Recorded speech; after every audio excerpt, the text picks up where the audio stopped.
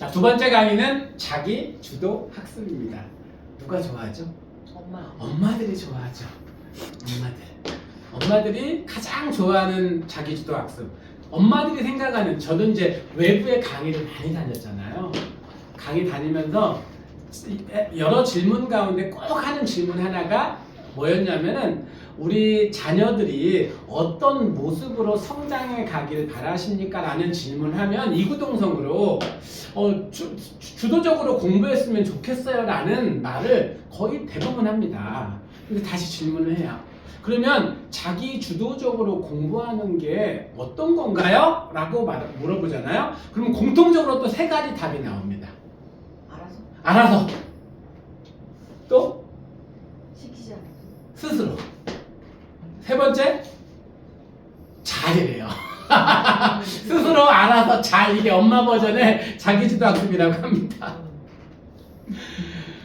자, 그 엄마들이 가장 좋아하는 그 자기주도 학습. 근데 이제 이 강의가 매니지먼트에 넣은 이유는 삶의 태도에 대한 이야기. 그러니까 자기주도 학습은 스킬이 아니고 뭐다? 태도입니다, 태도. 그러니까 학원에 가느냐 안 가느냐가 자기주도 학습을 결정하는 핵심 요소가 아니라는 거예요. 그러니까 독서실 가서 혼자 공부하는 자기주도 학습이고 학원 가서 공부하면 자기주도 학습이 아니다. 그렇지 않다니까요. 학원 가서 공부하지만 자기주도 학습 할 수 있고, 도서관 가서 공부하지만 타인주도 학습을 할 수도 있다는 겁니다. 뭐의 문제다? 장소의 문제도 아니고, 기술의 문제도 아니고, 태도의 문제라니까요. 어떤 태도를 가지고 있느냐. 그러면 어떤 태도를 가지고 있어야 자기주도 학습을 하는 걸까에 대한 이야기. 자, 딱 하나를 남긴다면, 지금 우리는 교육자이기 때문에 아이들을 가르치고 있어요. 그런데 초등학교, 중학교, 고등학교 아주 중요한 시기를 아이들이 보내고 있는데 수많은 것들을 배웁니다. 영어도 배우고 수학도 배우고 국어도 배우고 책도 읽어야 되고 운동도 해야 되고 악기도 해야 되고 뭐 해야 될 게 너무 많아요. 근데 그 중에서 딱 하나를 남긴다면 뭘 하면 될까? 어떤 능력을 남기는 것이 가장 효과가 좋을까? 인생을 살아가는데. 오늘 강의의 주제예요. 저는 그렇게 생각을 합니다. 뭐예요? 주도적으로 공부할 수 있는, 딱 하나를 남긴다면 주도적으로 공부할 수 있는 능력과 습관을 만드는 것. 이게 정말 중요하지 않을까? 이 시기에, 초중고 시기에 반드시 만들어야 될 핵심 능력과 습관. 자기주도 학습, 능력, 자기주도 학습, 습관. 이게 아닐까요? 네. 그러면 이걸 가지고 평생 재산으로 이걸 가지고 살아갑니다. 그런데 이게 없으면은 영어를 공부할 때도 늘 누군가로부터, 수학을 공부할 때도 늘 누군가로부터, 과학을 공부할 때도 늘 누군가로부터 시키거나 힘들게 공부를 하게 되겠죠. 이렇게 자기주도 학습을 하는 거, 이 자기주도 학습이라는 말 속에 담겨져 있는 가장 중요한 한 개의 단어 뭘까요? 주인입니다. 주인. 반대말은 뭐라고요? 노예, 종, 하인. 그리고 우리 아이들한테 한번 질문해 보세요. 나는 지금 우리 공부하고 있잖아요. 나는 내가 지금 현재 공부를 하고 있는데 내가 하고 있는 이 공부의 주인인가? 종인가? 종, 노예, 하인으로 살아갈 수도 있습니다. 공부를 하는데 내가 공부의 주인이 돼서 하는 게 아니고 내가 공부의 노예, 종, 하인으로 살아가고 있는 아이들이 많다라는 거예요. 공부의 주인이 되느냐, 공부의 노예가 되느냐, 무엇이 가능하나요? 엄마 버전으로 하면 스스로 알아서 잘하면 주인이고 그렇게 못하면 종도의 하인이네요. 제 버전으로 하면 내가 스스로 선택하고 내가 책임지는 공부를 하면은 그게 주인으로서의 삶이다라고 생각을 합니다. 자, 자기주도 학습의 의미에 대해서 살펴보도록 할게요. 같이 한번 읽어보도록 하겠습니다. 시작. 공부의 주인이 되십시오. 그래야 성적을 잡습니다. 그래야 대학을 잡습니다. 그래야 미래를 잡습니다. 저는 이제 지금 학교에서 학원에서 공부하는 아이들이기 때문에 이렇게 이야기하는 거예요. 지금 아이들이 이제 직업적으로 학생으로서의 직업은 공부니까 성적과 대학과 미래를 잡는 방법은 주인이 되는 거다. 근데 주인이 되잖아요. 공부의 주인이 되면 거기에서 끝나는 것이 아니라 내 시간의 주인이 되는 법을 알게 되고 내 삶의 주인이 되는 법을 알게 되고 더 나아가서 내 인생의 주인으로 살아갈 수 있다라고 생각을 합니다. 그래서 지금 공부하면서 공부의 주인이 되는 그런 능력을 갖는다는 것은 단순히 공부를 잘하는 것에 끝나지 않고 시간의 주인, 삶의 주인, 인생의 주인으로 살아가는 바탕을 만드는 거다. 이렇게 생각을 합니다. 사전적인 정의를 한번 볼게요. 학습자가 주체가 되어 학습 과정을 스스로 이끌어 나가는 학습 활동을 의미한다. 여기서 중요한 단어는 스스로라는 단어네요. 스스로. 학습자 스스로 주도권을 가지고 이 주도권 안에 들어가 있는 단어가 뭐라고 했어요? 주인이라고 했습니다. 주인이 되는 거예요. 근데 이 주인이 되어야만 할 수 있는 것. 내가 목표를 설정한다. 내가 전략을 설정한다. 내가 결과를 평가한다. 이런 것들을 자기주도 학습이라고 합니다. 엄마 버전이 뭐라고 그랬죠? 스스로 알아서 잘하는 거래요.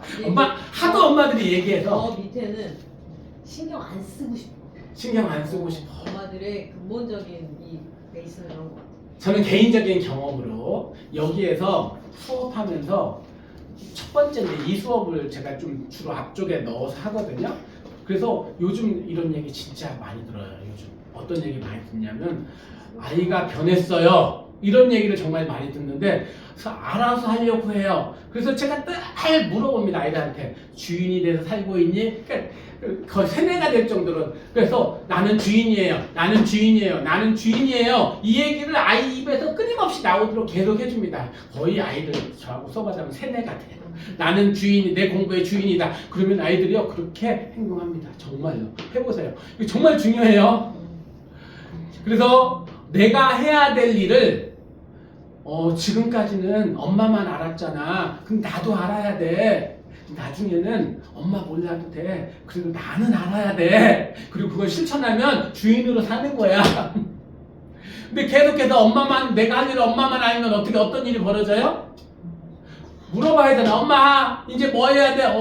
다 했어. 엄마 이제 다 했는데 그 다음 뭐 해야 돼? 이렇게 되는 거잖아요.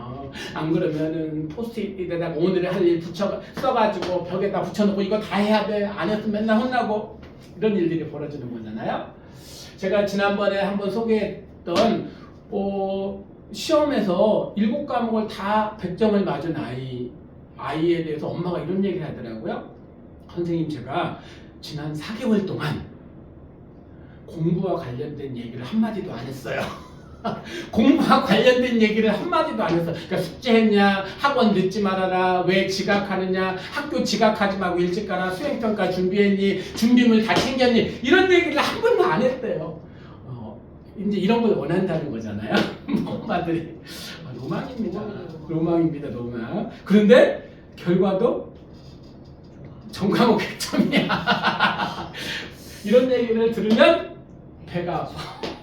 나는 지금 엄청 고생하면서 하고 있는데 그렇게 열심히 하고 있는데 성적도 70점 맞아. 얼마나 힘들겠어요. 우리 아이들이 이렇게 되기를 바라는데 그렇게 되려면은 필요한 게 내가 선택한다. 내가 책임진다. 내가 주인이 된다. 이것이 우리 아이들에게 딱 배워야 됩니다. 몸에 배워야 됩니다. 그러면 주도성의 정의에 변화시킬 수 없는 것은 인정하고 받아들이되 변화시킬 수 있는 것에 에너지를 집중하는 능력. 이것은 제가 내린 주도성의 정의예요. 그러니까 우리 아이들이 그 주도적으로 공부하지 못하는 아이들의 몇 가지 특징이 있습니다. 그러니까 몸에 밴 태도가 있어요. 뭘까요? 늘 엄마 탓을 합니다. 늘 탓을 해요. 이거 엄마가 하려고 했잖아. 나 이거 처음에 안 한다고 했는데 왜 뭐 하라고 해가지고 한 거야. 늘 그런 걸 해요. 근데 주도적으로 하는 사람들은 내가 선택하고 책임지기 때문에 이렇게 변화시킬 수 있는 것에 내가 가진 에너지를 집중한다는 거예요. 변화시킬 수 없는 건 받아들이라고 받아들이래. 자, 이제 이 얘기를 오늘 정말 하고 싶어서 오늘 이 강의의 가장 핵심 내용입니다. 세 가지 적이에요. 이것을 하지 말아야 주도적으로 공부할 수 있습니다. 하지 말아야 될 거 세 가지를 좀 이야기하려고 해요. 자기 주도적으로 공부하지 못하게 하는 세 가지 적입니다. 첫 번째, 척하기예요. 척하기. 척하는 것은 주인이 하는 행동이에요? 종이 하는 행동이에요? 종이죠. 아, 주인이 누구한테 척해요? 하는 척 안 하죠. 내가 주인인데 왜 척하기를 해요? 하지만 종은 척하기를 해요. 제가 얼마 전에 쇼츠 하나를 봤는데 정말 재밌는 아주 짧은 거였어요. 쇼츠니까 한 2, 30초짜리 쇼츠였는데 엄마가 그 화면상으로 볼 때는 남자아이였는데 한 6, 7살 정도 되는 아이하고 강아지하고 둘이 이렇게 있었어요. 근데 책을 보고 있었거든요. 강아지는 옆에 앉아 있었고 아이는 책을 읽고 있었는데 엄마가 뭐라고 얘기 내용은 안 나오지만 이야기를 한 다음에 문을 열고 밖에 나가요. 엄마가 문을 탁 닫자마자 강아지하고 둘이 번뜩 일어나더니 이렇게 소파에 가서 쫙 앉더니 리모컨을 딱 들고 TV를 딱 켜고 막 하면서 뭐 갖다가 막 먹으면서 막 이렇게 놀고 있어요. 한참 뒤에 이제 시간이 좀 지난 다음에 강아지가 갑자기 옷깃을 이렇게 물더니 막 땡겨요. 그때 이제 앉은뱅이 책상에 테이블로 이렇게 끌고 가는 거예요. 그리고 이게 귀가 밝잖아요, 강아지가. 그랬더니 얘가 했더니 막 가더니 딱 앉아서 책을 딱 읽고 있는 책을 TV 딱 끄고 딱 하니까 엄마가 문을 열고 탁 들으니 엄마가 눈이 이렇게 커져가지고 와서 머리를 쓰다듬는 이게 척하기입니다. 우리 아이들한테 제가 질문합니다. 이런 척하기 안 해본, 한 번도 해본 적이 없다. 없습니다. 누군가가 볼 때 하는 척하는 거. 자, 자신의 모습을 정확하게 봐야 돼요. 거울을 보듯이 삶을 바라보면 됩니다.